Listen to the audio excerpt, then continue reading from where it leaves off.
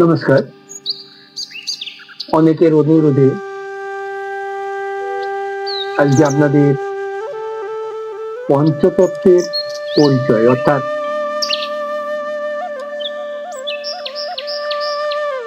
শ্রী গৌরাঙ্গ, নিত্যানন্দ, শ্রীবাসু গদাধর, শ্রীবাসাদি এদের পরিচয়। এই পরিচয় আপনারা মনোযোগ সহকারে শুনবেন, কারণ স্বয়ং নিত্যানন্দ মহাপ্রভু, যিনি আমাদের মহাপ্রভুর জন্মের 12 বছর পূর্বে অর্থাৎ 12 বছর আগে জন্ম, অর্থাৎ গৌরাঙ্গের জন্ম হয়নি, নিমাইয়ের জন্ম হয়নি, তার 12 বছর পূর্বে তিনি জন্মগ্রহণ করেছিলেন। তার নাম ছিল নিতাই, কেউ কেউ বলেন, কিন্তু আমরা ভক্তরা, শুদ্ধ ভক্তরা আমরা জানি যে তিনি নিত্যানন্দ মহাপ্রভু, এবং অনেকে অবধূত বলেও চেনেন। রাঢ় দেশে অর্থাৎ বীরভূম জেলায়, তখন ওটা ছিল রাঢ় ভূমি, সেই বীরভূম জেলার অন্তর্গত এখন একচক্রা গ্রাম। কথিত আছে যে এই একচক্রা গ্রামে স্বয়ং ভগবান শ্রীকৃষ্ণ যখন কুরুক্ষেত্রে কৌরব পাণ্ডবের যুদ্ধ হয়েছিল, তখন ভীষ্মকে একটু আঘাত করার জন্য না, শুধু দেখাবার জন্য বা তার লীলা প্রকাশ করেছিলেন যে ওখান থেকে একটি চক্র, তার রথের চক্র নিয়ে ভগবান যখন যুদ্ধক্ষেত্রে ছিলেন, তারপর অর্জুনের অনুরোধে সেই চক্র উনি দূরে নিক্ষেপ করেন। সেই চক্র এখন আমাদের একচক্রা গ্রামে ওখানে এসে পতিত হয়েছিল বলে কথিত আছে। তাই নিত্যানন্দ মহাপ্রভু অর্থাৎ নিতাই বা অবধূত, যাই বলুন না কেন, বীরভূম জেলার অন্তর্গত একচক্রা গ্রামে। তার পিতা আড়াই পণ্ডিত, বা অনেকে বলেন যে আড়াই ওঝা।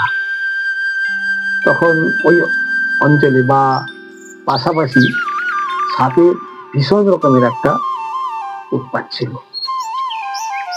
আমরা ছোটবেলা দেখেছি যে সাপের উৎপাত অনেক বেশি ছিল। এখন অনেকটা কমলেও কিন্তু সাপের উৎপাত কমে না, কেন কমবেও না।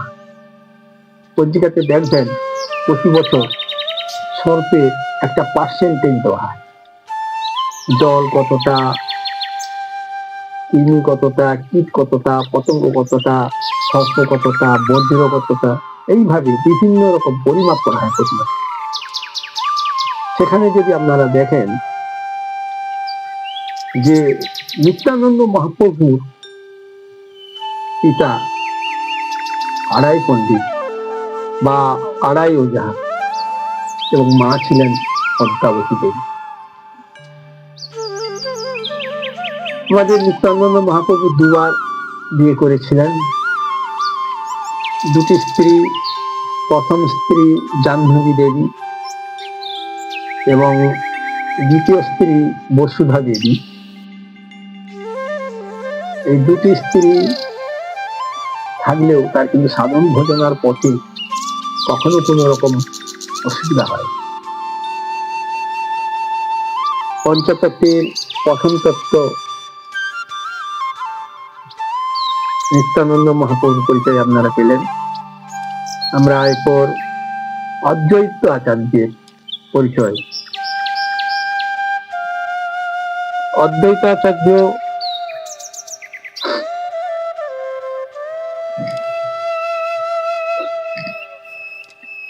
যিনি ছিলেন ভক্তি কল্পতরুর প্রধান,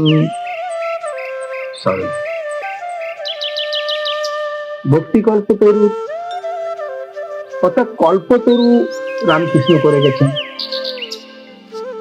যে কল্পতরুর কাছে আমরা যা কিছু চাইবো তাই পাবো,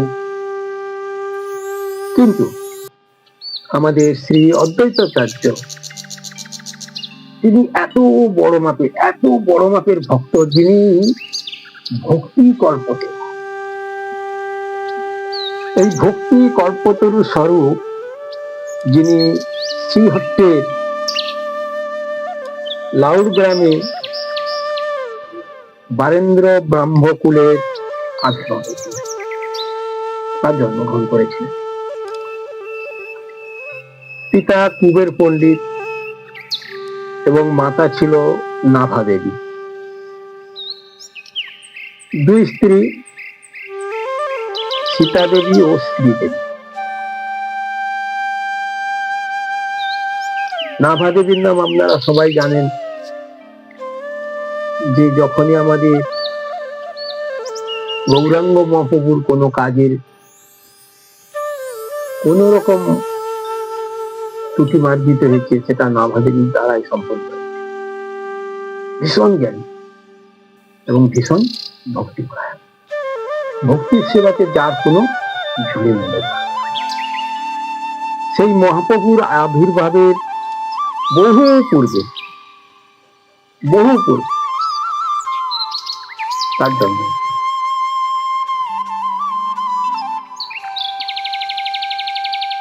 তার প্রেমের পরিচয়, অর্থাৎ তার প্রেম যে সত্যি, সেই প্রেমের পরিচয় স্বরূপ স্বয়ং ভগবান শ্রীকৃষ্ণ এবং রাধারানীর স্বরূপ একই অঙ্গে শ্রী গৌরাঙ্গ মহাপ্রভু হয়ে জন্ম নেয়। এই আবির্ভাব আমাদের স্বয়ং অদ্বৈতানন্দ মহাপ্রভু। গদাধরের পরিচয় একটু করে দিই। গদাধর স্বয়ং আমাদের অগ্নিদেব ব্রহ্মা, তার স্বরূপ। এই গদাধর চট্টগ্রামের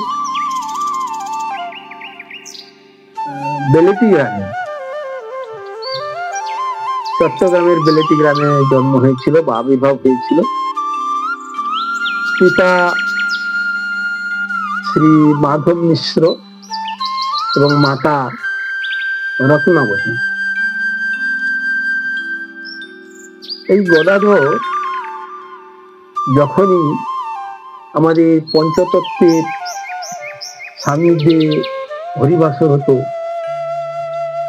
গদাধর খুব ভালো গান ধরতে পারত, গান নাচ খুব পছন্দ। তাই গদাধরের একটা ভীষণ বড় আবির্ভাবের দরকার ছিল। এরপর শ্রীবাসের পরিচয় যদি করানো যায়, শ্রীহট্টে ব্রাহ্মণ কুলে, ঠিক অনেকে করে না এখানটায়, যে এরা ছিলেন চার ভাই, শ্রীবাস, শ্রীরাম, শ্রীপতি এবং শ্রীনিধি। এই চার ভাই চৈতন্যের অশেষ পাত্র বা অশেষ ভক্ত এরা।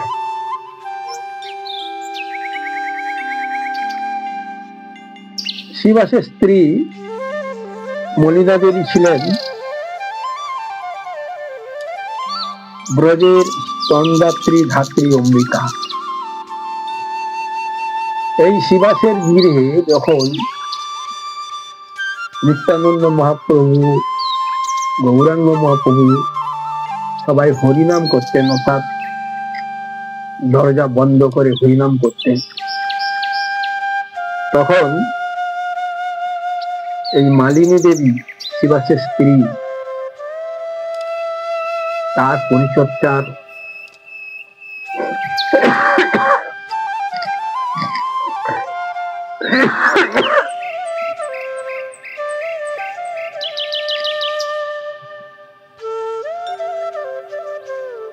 এই মালিনী দেবী নানা রকম ভাবে পরিচর্যায় সাহায্য করতেন।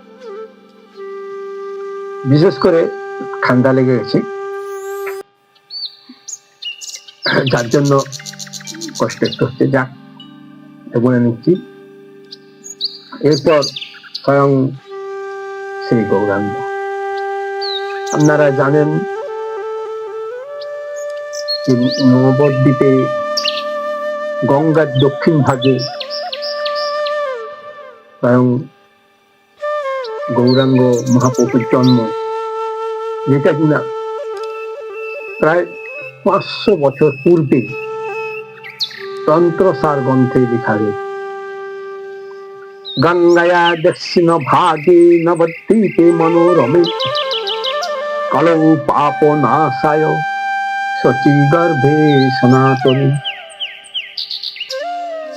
বলছে কি, গঙ্গায়া দক্ষিণ ভাগে, গঙ্গার দক্ষিণ ভাগে নবদ্বীপের মনোরম স্থানে কলৌ পাপ নাশায় শচী গর্ভে সনাতনী, কলিযুগের পাপ নাশ করার জন্য সতী গর্ভে অর্থাৎ সতী মাতার গর্ভে তিনি জন্ম হন। জানি সতীপ্রিয়ে মিশ্র পুরন্দর গৃহীষায়ম, অর্থাৎ জানি সতীপ্রিয় মানে সতী প্রিয় অর্থাৎ সতী মাতার স্বামী। মিশ্র পুরন্দর, তার নাম বিশ্বনাথ এবং আরেক নাম ছিল পুরন্দর মিশ্র। মিশ্র পুরন্দর গৃহীষায়ম ফাল্গুনী পূর্ণিমা মাসাঞ্চলিকায়া গৌর বিগ্রহায়। হচ্ছে ফাল্গুনী পূর্ণিমা রাত্রে গৌর বিগ্রহ রূপে ভবিষ্যতে তাকে সবাই পুজো করবেন। এই ছিল আমাদের পঞ্চতত্ত্বের পরিচয়। আশা করি আপনাদের ভালো লাগছে। ভালো থাকুন, সুখে থাকুন, শান্তি থাকুন। ওম হরি ওম তৎসৎ।